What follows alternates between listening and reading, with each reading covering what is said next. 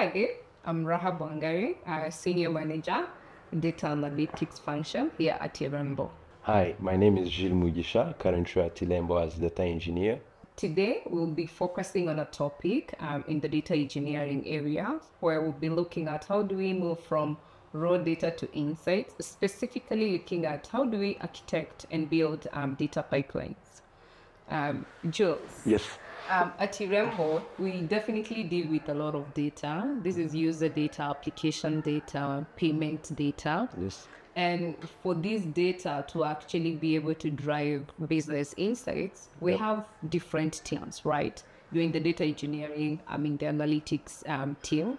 And before us and between us, we do have the software developers who actually get to build the systems that collect the data. Yes. And we do have the database engineers who really get to ensure that we are storing the information that is required for the applications or any application data that gets stored. And then we have you who come in between the database engineers and the analytics, so you ensure that you're really creating pipelines that makes the information flow from the production to our data warehouses and the data lakes. And I join in as a consumer. Yes. I definitely want my information to be well structured, of high quality, so that I can build the analytics. But I think also in this the journey of data, we can't forget the governance, the data governance team that really plays a critical role to ensure that all the application data that we collect, the user data that we collect is actually secured. And it also adheres to any rigor and regulatory. Yes. So today we will actually really be diving in onto the role that your team actually plays within that particular flow of information. Yes. And maybe you can get us started on how did you find yourself in data engineering? Thank you. So I've always been passionate about like problem solving and getting to have a question and how to answer it. So I remember I did my high school studies in computer science, or like A level it was computer science, and then I got to bachelor's degree where I went to University of Rwanda, and then after that I got a scholarship to go for Masters of Information Security at CMU Africa. And then probably that was my journey in terms of education. But during, I remember it was 2020, 2021, where we were in terms of COVID. And I remember what we wanted is just go out and try to get a job. So I came across, there is this platform, I don't remember the name, but it was hiring for workforce that usually located in Africa, but can do help to solve some problems. So I did the exams. I remember it was like, they were centered around database systems, centering around like how quick can you solve questions. Wow. So I did, remember I did SQL, I did Python, I did test about Snowflake, which is a crowd-based database storage. And then out of the blue, I got contacted with the client who said, okay, we want a junior level data engineer. Yeah. We looked at your profile, this, and this. We want you, can you join us? So basically, throughout all my career before I was more into software engineering, I considered myself as a software engineer. I never thought about data engineering at that time. So they gave me like a job description, this is what you'll be doing with us. Yeah. And then from that day, I think it's where my journey in data engineering started. Wow. Yes. That's very interesting actually to hear that you started as a software engineer, but you actually moved to actually become a data engineer. And I've also seen that your journey was not a straight one. Yeah. You actually had to learn Snowflake without context. You had to learn BigQuery without context. Yeah. And these are actually all the data warehouses and the data lake that are there. And obviously, here at Irembo, our way of doing things is totally different from like your previous experience. You know, really want us to understand, how does your day-to-day look like as a data engineer here? So I think first of all, as Irembo, it's a big, I would say a big company in terms of the data that we handle. Yeah.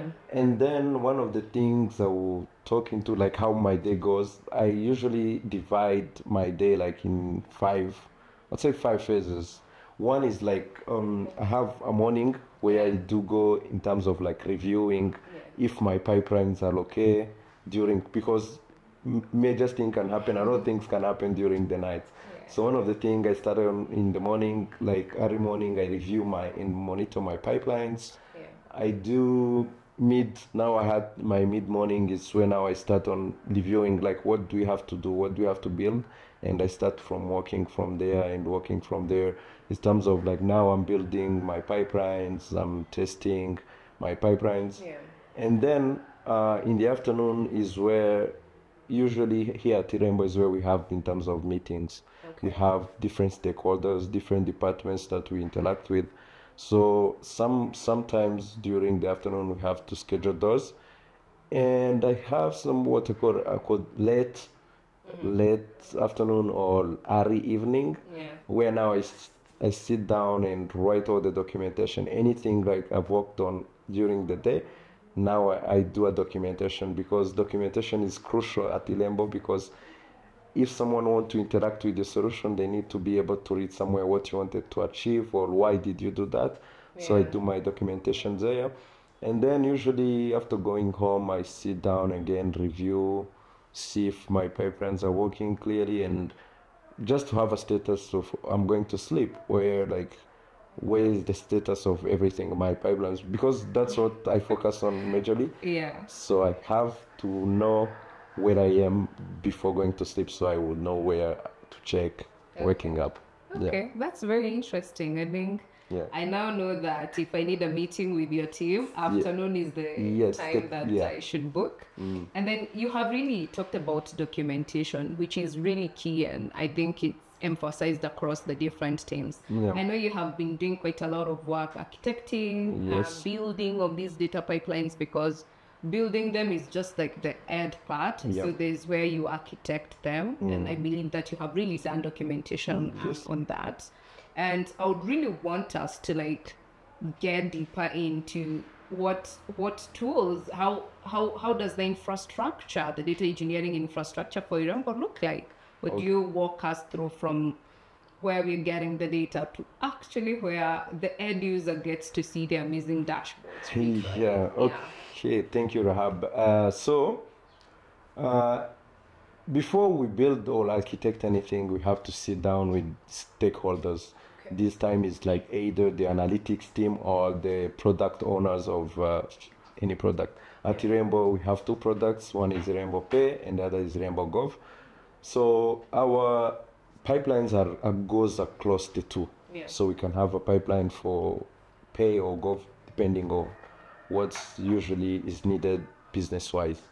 So after a meeting with the stakeholders, they say, okay, let's say we want to know the numbers of payments that were made. So these payments will be like divided daily, weekly, monthly, or yearly. So we sit down and then we discuss. After the discussion is where the team goes and sit down. We talk about what's our approach. Usually now our approach within the team is we know the source of our information. So if we go deeper, like in terms of building a pipeline, is actually having data from start when the data comes in and transform it, or any use we can have it, and then at the end where we give now the analytics team, okay, this is the data you're going to use. So at the beginning we consult our sources at Irembo. Usually our sources are diverse, but mainly in production we run on Postgres. We have some other sources that are out there like Freshdesk. We have some sources where we survey Sparrow when we do surveys either inside or outside, but those are minor sources in just terms of getting other information. But what we have outside on our platform, what the users actually give us as information, goes straight to Postgres, and then that is determined as our primary source of information now.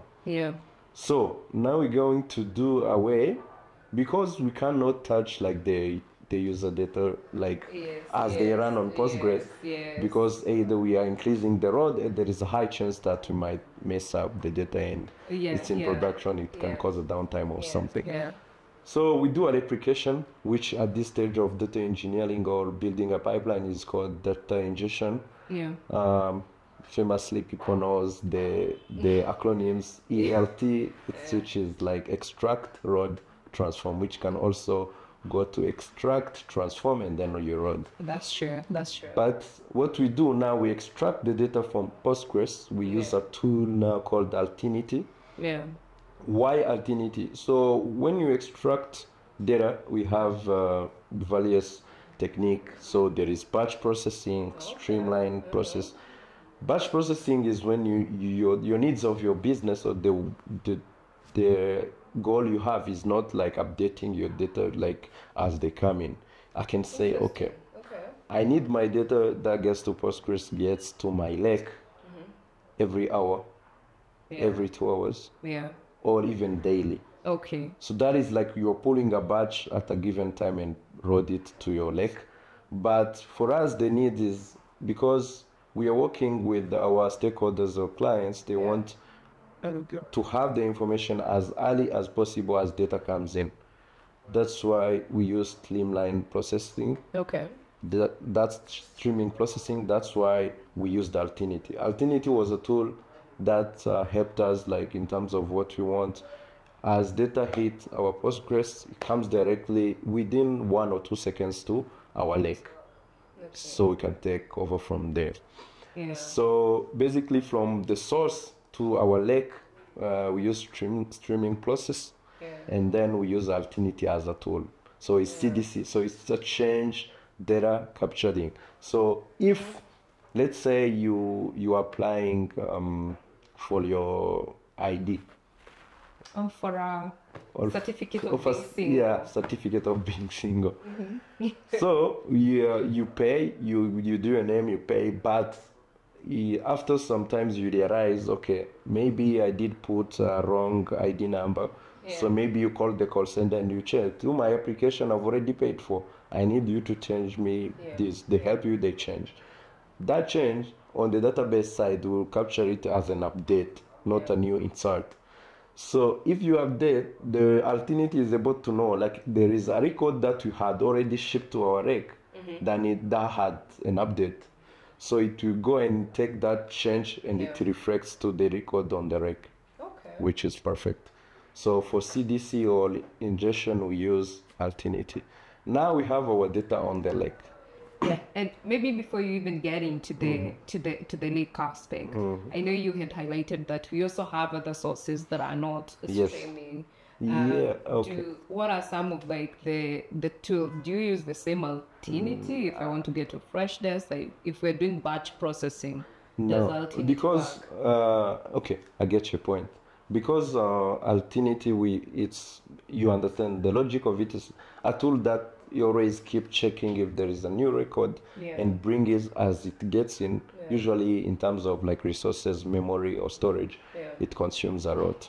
So we don't use that technology in the batch processing because batch processing, now we know when we want to run our extraction and frequency, we also know it. So we use Airbyte for these small sources that we don't want to be running on a daily basis, I would say on a second basis.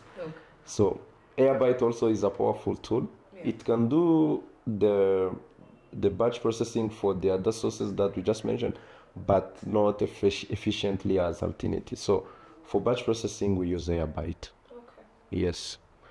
And then now we have our data coming to our lake. So there is I say many hundreds of technologies you can use on data lake. So for us at Irembo, we chose to use ClickHouse for mainly one reason or two, for efficiency in terms of storage and the performance. So at Irembo, I think one of the key in the team of like infrastructure or the solution itself running is we value performance and also we value like the availability of the tool. Yeah. Yeah. So ClickHouse, we came across ClickHouse as a tool where we can now be able to write at the same time, like we can write as 1 million records in terms of 2 or 3 seconds. That's really impressive, considering we are serving all these Yes, citizens. Yeah. we can write on ClickHouse 1 million records in terms of 2 seconds, which is what that was performance we wanted ClickHouse. Okay. Yes. So after there is an aspect of even though we can raw data, we have now raw data on the lake. Yeah. Because there are many legal compliance things that get within the data that we currently have. We have We have a lot of data protection laws, so I can't say, okay, a data engineer is going to be using this database on the lake, yeah, and we also give the same time like the data analyst to be using this data. So we separated data lake is where we have all the raw data, okay, like not touched. so it's like a replica, The replica of what we have on the Postgres. Makes sense. And then what we do now, we do a warehouse. A warehouse is where now we go and store the transformed data, which is a separate instance. All those instances run on ClickHouse, but they are two separate instances. So we plug in the DBT between, DBT actually is called the data build tool. Yeah. And what it does in the acronym that is famous out there, ETL or ELT, it does the T, the transformation. Okay. Now, a data engineer has, I would say, definitions, or analytics team comes and they say, okay, I want to be able to point how many applications were made per day. Yeah. And you have your raw data. It's up to the data engineer to know how to produce how many numbers of applications that were made per day. Yeah. So the DBT allows us to write like SQL-like queries that we can now send to the lake and do the transformation and capture the results and save them on the data warehouse. Yeah. That is what the DBT does in there. Interesting.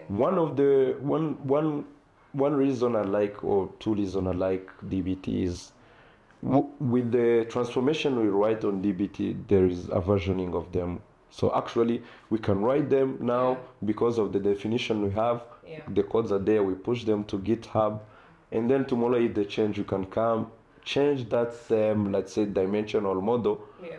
We modify it, and then we push again to production. So there is unlike what was it? There is talent. A Python script, or even a Python script. Yeah. So DBT, that's why we opted for DBT at Irembo, because first it gives us control on our models that we write. Even if we wanted to add a new model, we will be able, even we already have something running on production, we'll add it and push it, and it will add that new model in terms of transformation. Yeah, so now we have our data on the warehouse. Yes. How now do we control that big thing? Because now we are running from source to lake, and then we do transformation to house. How do we have an observability, or how do we manage like all the thing is running? So we use what we call a pipeline orchestration tool. For now, we have Daxter. Daxter, why Daxter now, you may ask? Yes. Definitely. Yes. That was my next question. Yes. Daxter, why we use Daxter? Daxter has one of the top, I would say, niche about Daxter. It is data aware. So that's actually used for orchestration of the pipeline from source to the end. So we can now, when the extraction run, so it's modular. We can define, okay, when do we extract data with Dartinity? Yeah. So it's real time. We have already orchestrated that. When do our transformation run? Because maybe from the perspective of having data from the source to the lake, we say it's real time, but it's not necessarily that we run the transformation real time. We can say, okay, now every 5 minutes we run transformation based if, let's say, other condition, if there is a change in data. Okay. Yes, because the change in data I'm mentioning here is there a new insert that was made on the rack? Let's run a transformation. But if 5 minutes are done and no data come in, we don't need to consume our resources and everything running the transformation already up. Don't run after another 5 minutes if new data has come in. So now, that's the way I like it, is data aware. Okay. So it keep on checking, like it can know if there is a new data that was added through some checks and run the transformation, which I think if you are familiar with this tool, we've used like Airflow. Airflow is Yeah. that it's not data aware. It's just all about transformation and scheduling. Okay. So you schedule time to run, it runs. Okay. It doesn't check for conditions and everything. So with Daxter, we are able to schedule, we are able to run the transformation, we are able to monitor, because Daxter has now a UI. You can go in the UI, see your runs, which one failed, and it's also able to trigger, like I would say, notifications. Depending on your observability setting you set, we can receive, if a run failed, you can receive now a notification to Slack. Okay. We can orchestrate it to go to PagerDuty if an event is not, if an event is triggered. If let's say we're checking on the health of ClickHouse and it's not finding ClickHouse, it can raise ticket through PagerDuty and we can be able to see it. So the goal here is building a pipeline where you observe everything on time. If there is an issue or an error, you get a notification on time and actually you can act on it. So it's about having a pipeline that is scalable and that is also maintainable. Okay. Yes. I think, wow. Yeah, basically that's it. Yeah, Thank you how for we that. did that. I think what I've really seen that in us building our infrastructure, we have really considered a lot of things. And what I've heard from you is actually that if you're looking at implementing the pipelines and architecting pipelines, we need to think of where is our data coming from? Is it a relational database? Is it a different tool that we probably need an API to consume? And even when you're building these particular pipelines, you need to think of, where am I storing this data? Do I just want a data warehouse alone, or do I need a data lake and then a data warehouse? And I think from an Irembo perspective, the way you have said, production in information is important and we need to conserve it in the rig. Very well. For streaming, you have highlighted it. We're using Altinity connector. Now for batch is Airbyte. I think this also now shows that depending on the use case, the tool differs. And I think also the other aspect that is pretty important that you have highlighted is that you don't work alone. You're collaborating with the analytics team to help you define what are we gonna put in the data warehouse, because this is where the analytics team will really be getting the information to create the dashboards. And also the other aspect that you have highlighted is actually the use of DBT and us being able to really take control of the modeling. But also one important thing, I think, it's the entire visibility using Daxter. And with that, I believe it comes with its own challenges. I think getting to have that infrastructure set up from you have it production to having the data analyst getting to get that data from the data warehouse and visualizing it has its own challenges. So maybe you can elaborate to us, what are some of these challenges that you have faced and how did you go about it for learning purposes? Okay, so it's a great question actually. So as I started saying, Irembo, we value performance and availability of everything that goes within people outside of data realm, like the software developers who actually build the tools. So when I believe when a software engineer at Irembo is given to do a certain task, either onboard a service, either create a new service, in their minds, the goal is to create a service that is performing at best and it's available like 100%. 99.9%. Yeah. So what they do actually is, I believe they don't think about the data aspect of it in their mind. how it's gonna be looking like. Yes. What they do is just, okay, now I onboard the service, there it works. Now the analytics team comes in and they say, okay, we want to do analytics on the services that we have. Yes. And it's your goal to give us the data that we're gonna use. Yes. The first challenge as a data engineer, firstly lies on the source of the data you're going to collect and bring to your lake. So there is data like 1,000 tables or 1,000, Yeah. which actually you can find they are not even interconnected. Now you have a challenge of like, how am I going to structure this data so I can have a goal? Okay, I can reach my goal, which is providing a usable data from raw data. So that is the first challenge. Wow. The second challenge is, so I would say unforeseen changes. So first you have a roadmap with your stakeholders, how we're going to build the pipeline, and what is the data that come at the end. So you implement, you build, and then it's okay. The pipeline is landing. And then in the morning, one stakeholder could say, okay, we have this data, but actually we want to add something from the data you are giving us. Yes, continuous improving. So now if you were designing this pipeline without in mind, how am I going to actually change if there's going to require changes? So it's like you build a static pipeline that's going to be there. If you need to change anything, you're going to crash it and build again. So that's like scalability. Yes, scalability. Okay. So the idea here is, while we build our pipeline, there is this room we leave. Yeah. If there is it's going to require a change, how are we going to adapt to that change? So that is challenge like number 2. Yeah. Now the challenge number 3 will be, what do you have as resources?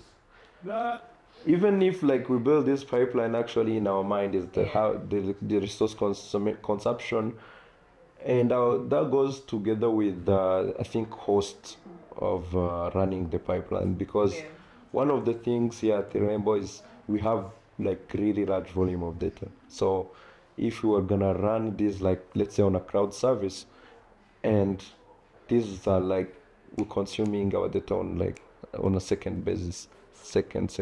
So it could be hardcore like consuming. So now in terms of money wise, because you are storing on the cloud and you're accessing on the cloud, the compute is high.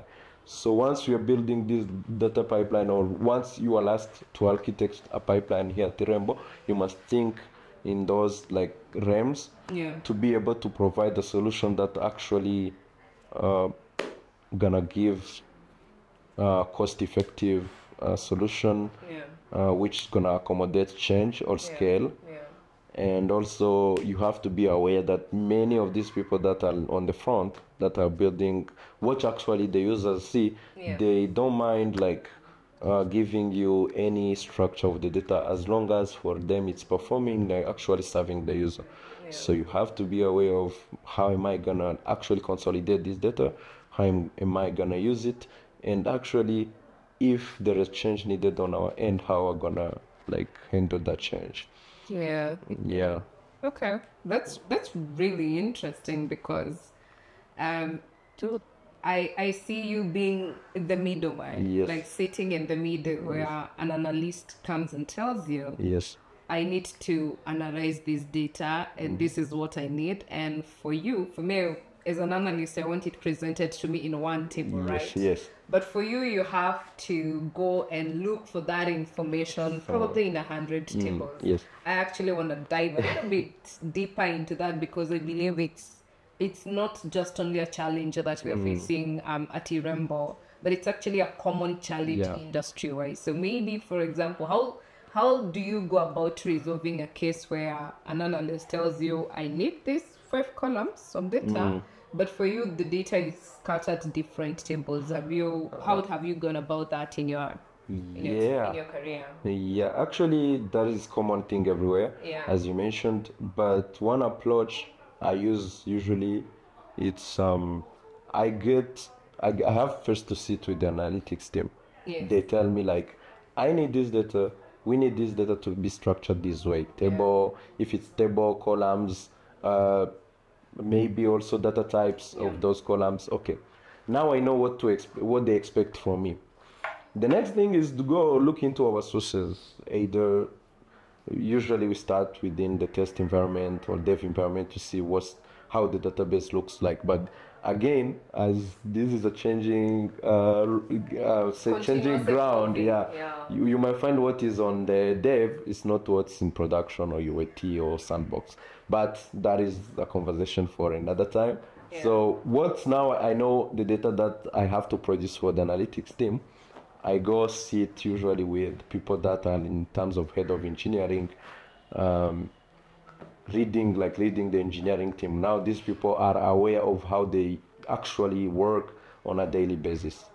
Yeah. Now I have this definition. I try to see, okay, based on what I see, I know this is table Y, this is table X, this is table CD, and everything. But I feel like this information is not here, this information is not here. So now, because they know how they structured actually at the beginning, they tell me, okay, this information you're looking, it's not on the table that you are saying the visual name you can know. Yeah. It's actually here.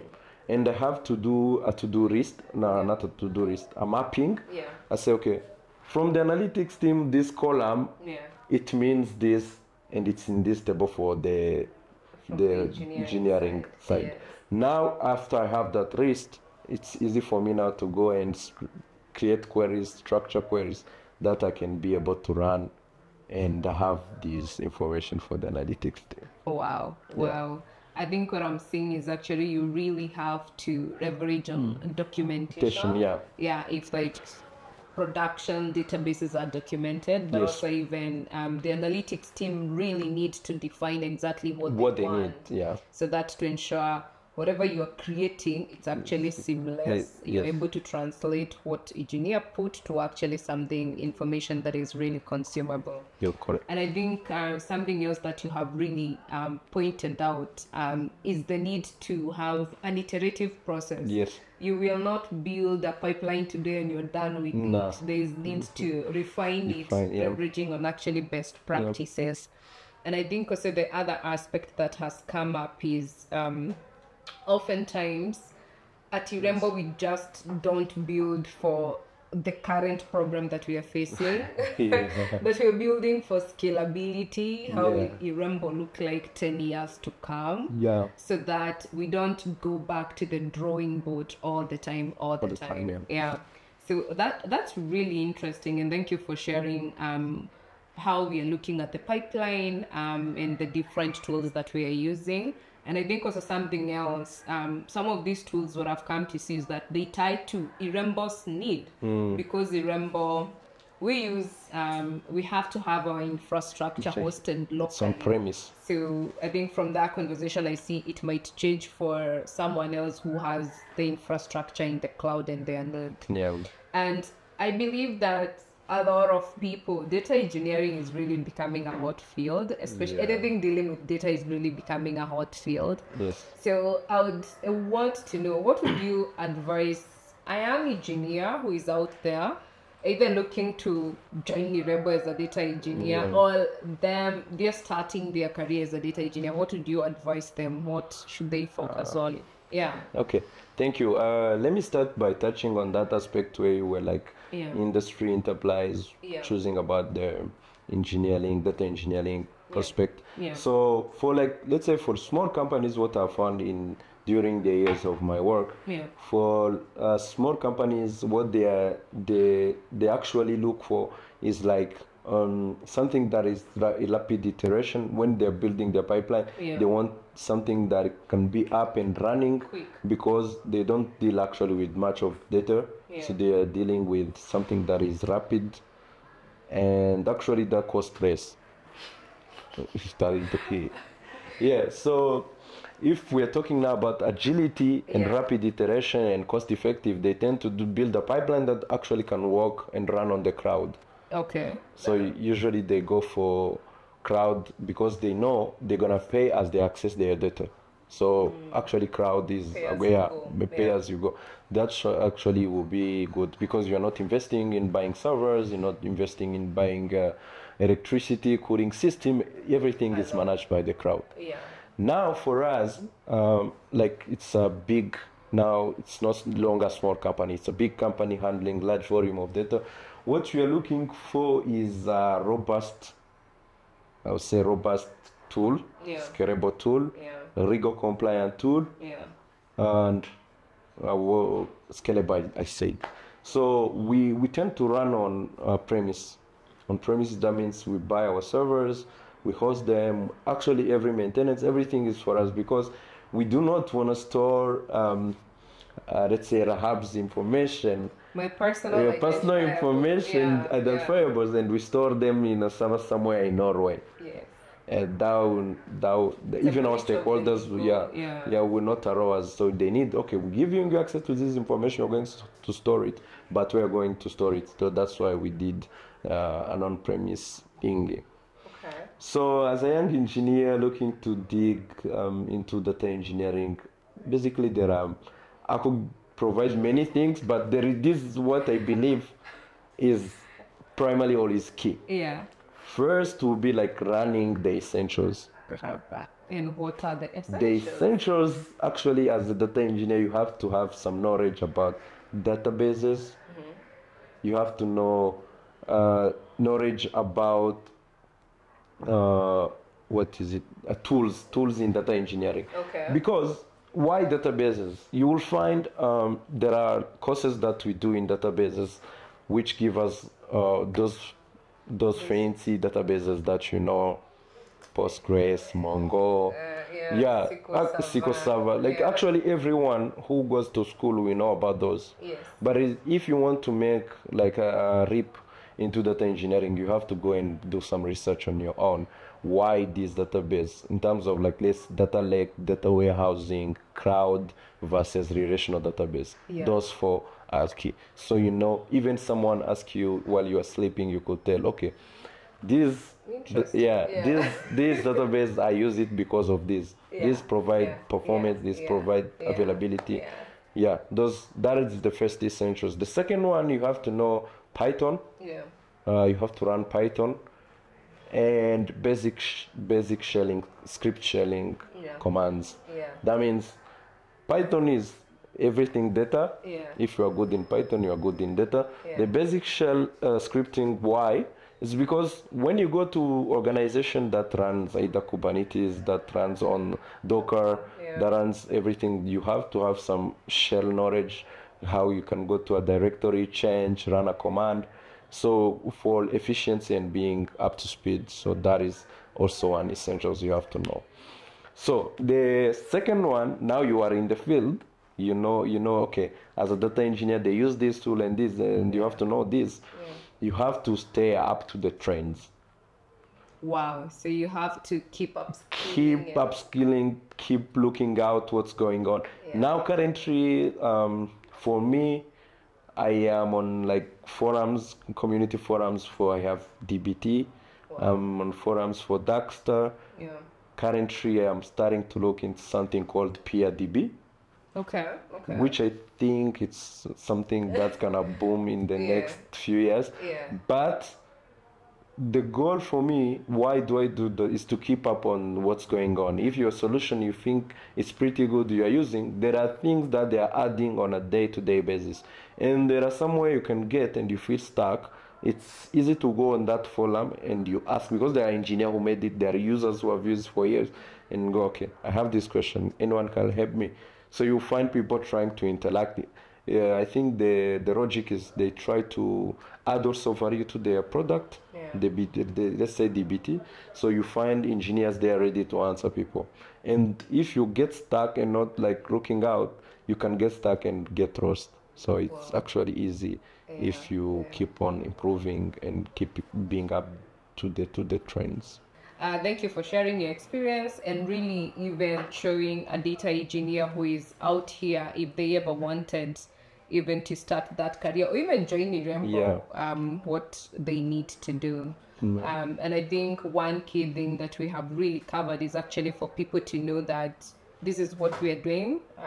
We have production, we have data lake, we have data warehouse, and we have our visualization tool, which we're actually really exploring with Metabase. So I would really like to thank you for taking your time to walk us through that. Okay.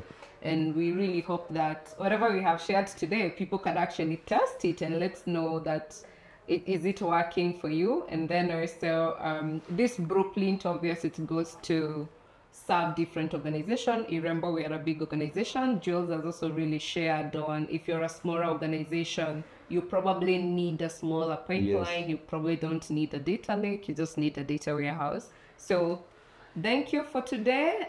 Any parting remarks? Okay, first, thank you. It was a good conversation regarding what we are doing at Irembo. And what I can add on to the end is that there is no like perfect pipeline.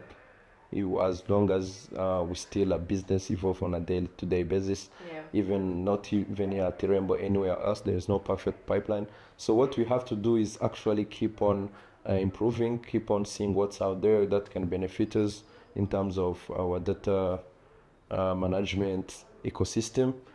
And yeah, that's it. And anyone who have a question can go down in the comment below and let us know any question. We're happy to answer, or visit us at Irembo. We will be happy to welcome you. Thank you. Okay, thank you. So subscribe.